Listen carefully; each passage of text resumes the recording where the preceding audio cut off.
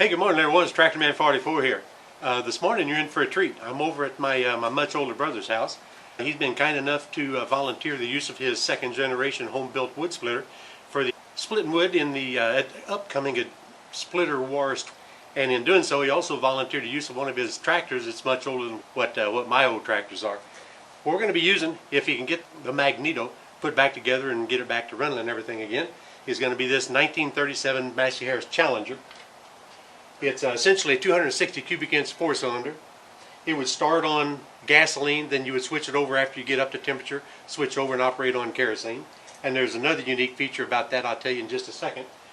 This is going to be another tractor that hasn't ran yet this century. He just informed me just now, and I did not realize it's been that long. It seemed like yesterday, but the last time he's actually had this thing running was 1976. That was the year that he bought a new to him Massey Harris 44, which obviously is one of my favorite tractors. And so he's been using that electric start 44 ever since. And this has been sitting back in the lean-to, just sitting there resting. So it should have its energy saved up good enough to do a good job on the wood splitter video. One of the interesting things to note about this old tractor is this oil filter here. Of course, anybody understands the need for oil filtration and keeping clean oil in your engine. But what they did back in the day is, I don't know that this is a bypass filter or what. I'm assuming it's going to be a bypass filter. In other words, not all the quantity of the oil passes through. It's just going to be a percentage of bypass. But this is layered with about 14 layers of felt inside. The felt, whenever you do your oil change, the felt is removed, it's cleaned thoroughly, and then reinstalled in the oil filter, and you go back again. In addition to the felt filtration, down here in the very bottom of the sump of the oil pan, you see another housing, and that housing has a certain amount of brass screen mesh inside there to get all the sediments and large particulate out of the bottom of the sump before it actually enters the oil filter. So yeah, I'll show you the other side of it and give you a little bit of a walk around. From the back side here near the operator's seat, you can see that round tank that's got two lids on top. The tank on the left hand side, or the compartment on the left, is the gasoline tank, and the one on the right is water. Yep, it's for water. This one, like I said earlier, it started on gasoline, and once you warmed up temperature, you'd switch it over to your kerosene.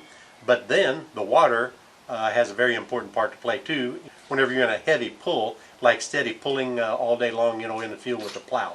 Now, GP from GP Outdoors has a chance to watch the video.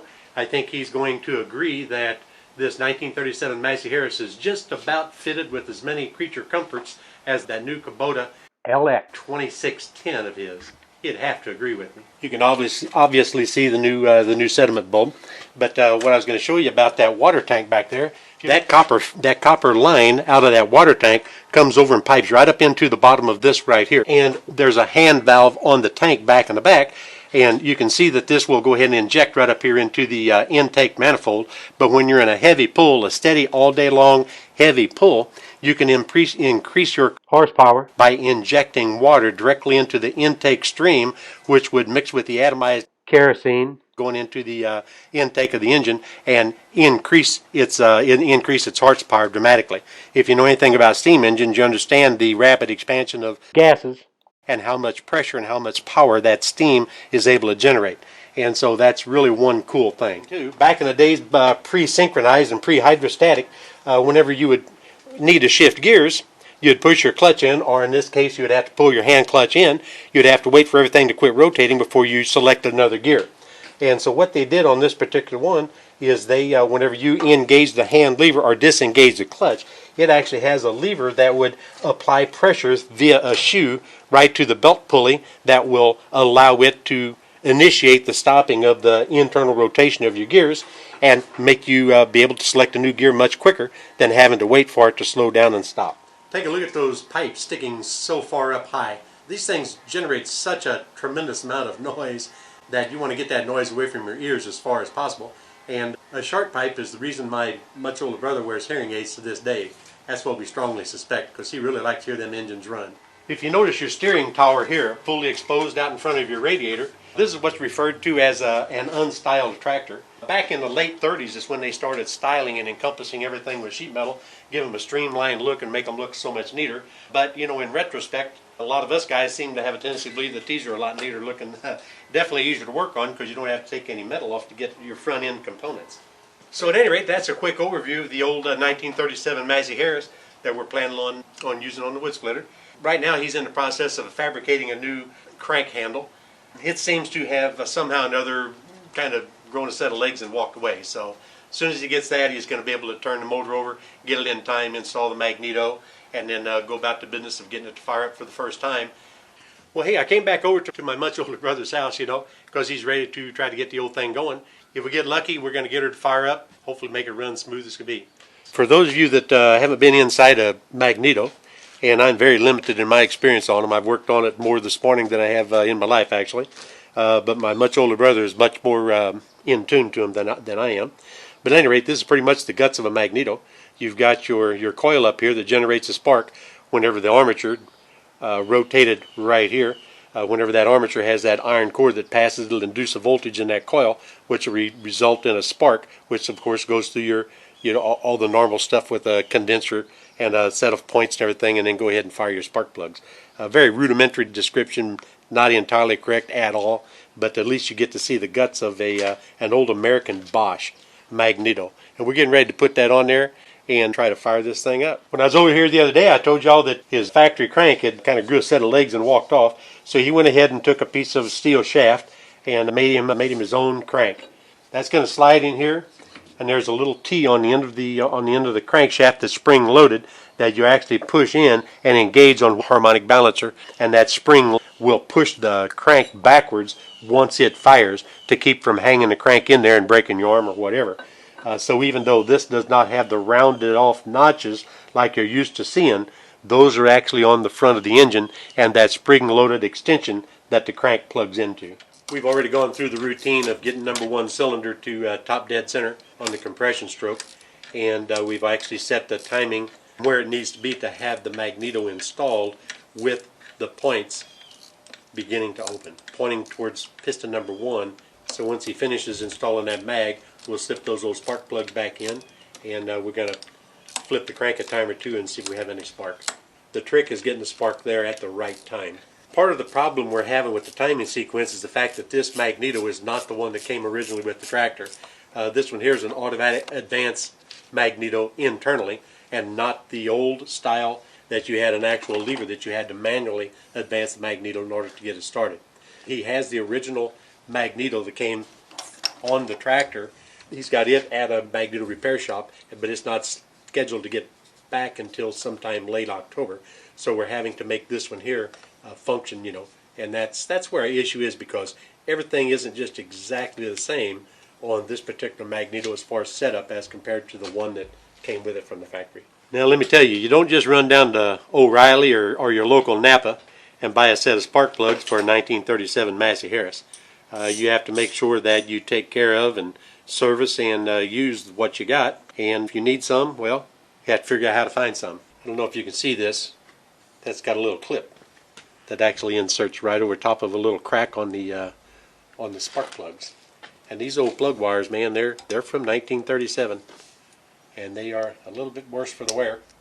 But you got to do what you got to do. Well, obviously, as you can see behind me, and in front of me with the old winch, we went out for a test run and we weren't real successful. Got to fire a little bit, but it's definitely some timing issues. We did not get it set exactly right, and the issue is going to be that that magneto being different from the one that actually goes on the tractor.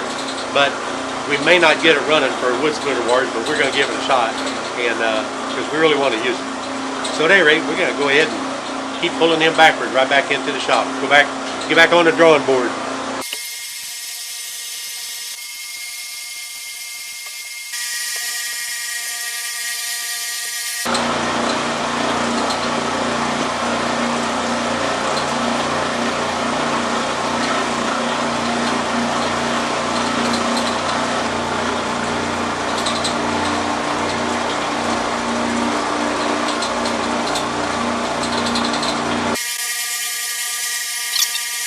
It was a little tough getting it running the first time, and we got to where we couldn't actually get it on video because there was just so much stuff happening. We had to pull the magneto off a time or two. And what we did, we went ahead and got the magneto set correctly, the final time. And we went ahead and turned the crank 3 1/4 turns, and it went ahead and lit off, or it fired on the third pull. And so we decided, heck with that. instead of cranking it, we'll go ahead and tug it with the old 44. So we hooked onto it, you know, and give her a bit of a tug, and it literally took off in less than one revolution of the rear wheels. So we were really happy with it. As soon as it took off, I went ahead and started filming him driving it up and putting it in the position where it's at right now. So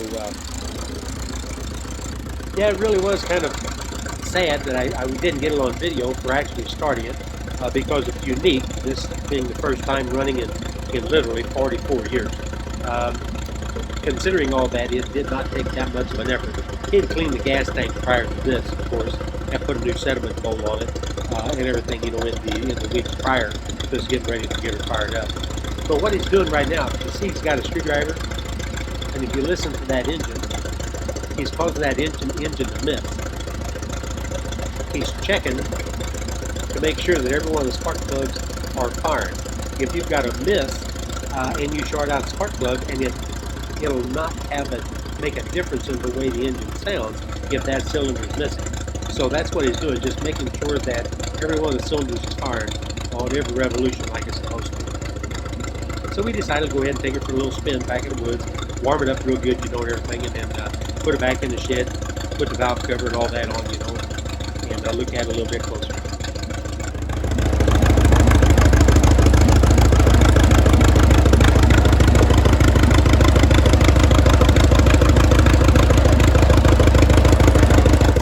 Do some adjusting and everything. Had to make some new marks on the harmonic balancer and everything, but we had to have a devil of a time getting her to go.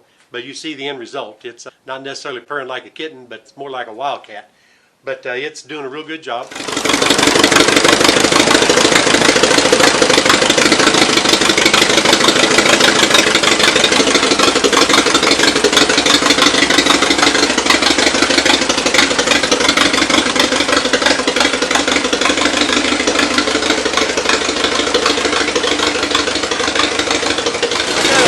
Carburetor.